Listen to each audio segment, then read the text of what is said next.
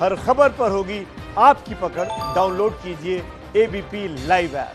क्या राजस्थान विधानसभा के speaker CP Joshi और कांग्रेस पार्टी को ये लगने लगा है कि अदालत से उनको बड़ी राहत नहीं मिल सकती? ये सवाल खड़ा हुआ है सीपी जोशी, जो कि राजस्थान विधानसभा के स्पीकर हैं, उनके उस फैसले के बाद में जिसके तहत सुप्रीम कोर्ट में अपनी याचिका को वापस ले लिया गया है। ये वो याचिका है जो राजस्थान हाई कोर्ट के उस आदेश के खिलाफ दायर की गई थी, जिसमें राजस्थान हाई कोर्ट ने स्पीकर से कहा था कि वो फिलहाल सचिन पायलट गुट के खिलाफ कोई कार्रवाई ना करें जब तक मामला राजस्थान हाई कोर्ट में लंबित है। उसके बाद में सुप्रीम कोर्ट आया, लेकिन आज सुप्रीम कोर्ट से उस याचिका को वापस ले लिया है। इस सब के बीच में अब लड़ाई अगर हम फिलहाल फौरी तौर पर देखते हैं तो कोर्ट से बाहर लड़े जाने की रणनीति बनाई गई है। क्योंकि एक तरफ कांग्रेस राज्यपाल के पास जाती है कि हमको सत्र बुलाने दीजिए, सत्र जो को बुलाने को लेकर के 31 जुलाई की मांग भी की जाती है, लेकिन राज्यपाल कुछ सवालों के साथ में उनकी उस मांग को वापस कर देते हैं। उसके बाद में कांग्रेस अब जमीनी स्तर पर अलग अलग प्रदेशों में राज्यपाल निवास के बाहर प्रदर्शन कर रही है। यानी साफ तौर पर कांग्रेस को फिलहाल जो सिनेरियो बन रहा है उससे तो ये लगता है कि कांग्रेस को ऐसा लग रहा है कि ये लड़ाई अदालत में उनके पक्ष में नहीं जा सकती। लेकिन आखिर ऐसा क्यों लगने लगा है कांग्रेस को या स्पीकर को कि अदालत से उनको राहत नहीं मिल सकती? इसके लिए राजस्थान हाई कोर्ट की फिलहाल सुनवाई को अगर पहले देखते हैं, जहां पर 3 दिन तक सुनवाई हुई और 3 दिन के बाद में राजस्थान हाई कोर्ट ने कहा कि स्पीकर फिलहाल कोई आदेश नहीं जारी करेंगे। एक तरीके से वो आग्रह किया था, लेकिन क्योंकि हाई कोर्ट ने आग्रह किया था लिहाजा उसको मानना एक तरीके से जरूरी है। स्पीकर सुप्रीम कोर्ट आ गए ये कहते हुए कि उनका जो क्षेत्राधिकार है, उनके जो पावर्स हैं, शेड्यूल 10 में जो उनको अधिकार मिले हुए हैं, उससे उनको वंचित किया जा रहा है, उसका हनन किया जा रहा है। मामला सुप्रीम कोर्ट पहुंचा। सुप्रीम कोर्ट ने भी उल्टा सरकार से और स्पीकर से सवाल पूछे कि क्या अगर एक विधायक यानी कि सचिन पायलट और उनके सहयोगी विधायक अगर पार्टी में बने हुए हैं और वो आवाज उठाते हैं तो उसके आधार पर उनको विधानसभा से बाहर का रास्ता दिखाया जा सकता है? क्या विधानसभा से उनको जो है निलंबित किया जा सकता है या उनकी सदस्यता रद्द की जा सकती है? इसके अलावा कोर्ट का एक और महत्वपूर्ण सवाल था और वो ये था कि अगर जो है सचिन पायलट और उनके सहयोगी विधायकों का ये कहना है कि वो तो उनका मौलिक अधिकार है, आर्टिकल 14, 15, 19, 21 का वो हवाला देते हैं, वो ये कहते हैं कि हमारे मौलिक अधिकार हैं, अगर हमको कुछ ठीक नहीं लग रहा तो हम अपनी आवाज़ उठा रहे हैं। एक जनप्रतिनिधि होने के नाते हमको अपनी आवाज़ उठाने का हक है और यहाँ पर भी हमने ऐसा ही किया है। हम किसी और पार्टी में नहीं जा रहे, हम जो है दल नहीं तोड़ रहे, हम पार्टी नहीं तोड़ रहे, तो ऐसे में हमारे खिलाफ कार्रवाई की नोटिस क्यों दिया गया?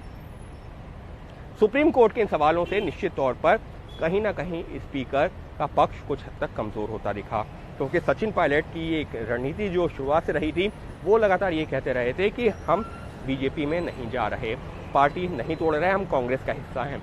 सचिन पायलट गुट की तरफ से लगातार ये बयान आया और अब समझा जा सकता है कि वो बयान कितना महत्वपूर्ण था, क्योंकि अगर सचिन पायलट गुट ये कहता कि हाँ हम पार्टी से अलग होना चाहते हैं, हम अपना अलग गुट बनाना चाहते हैं या बीजेपी के संपर्क में है, तो इससे उनका केस कमजोर होता स्पीकर के सामने भी और अदालत में भी। लेकिन सचिन पायलट गुट ने ऐसा नहीं किया।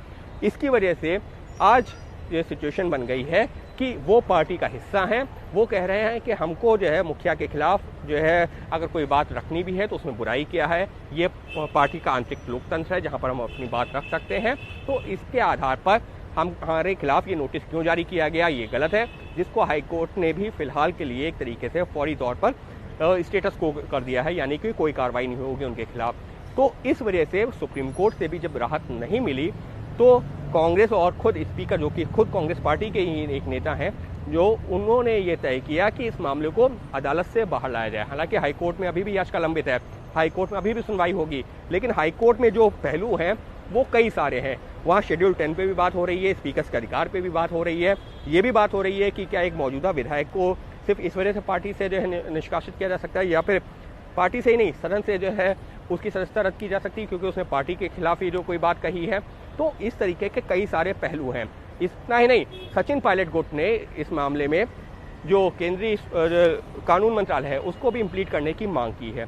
तो इस तरीके से सचिन पायलट गुट ये चाहता है, क्योंकि एक संवैधानिक पहलू है, शेड्यूल 10 के बारे में बात हो रही है, लिहाजा उन सभी पहलुओं पर चर्चा होनी चाहिए। हाईकोर्ट ने भी फिलहाल उस पर जो है एक तरीके से कहा है कि स्टेटस को मेंटेन रहना चाहिए, हम सभी पहलुओं को देखेंगे।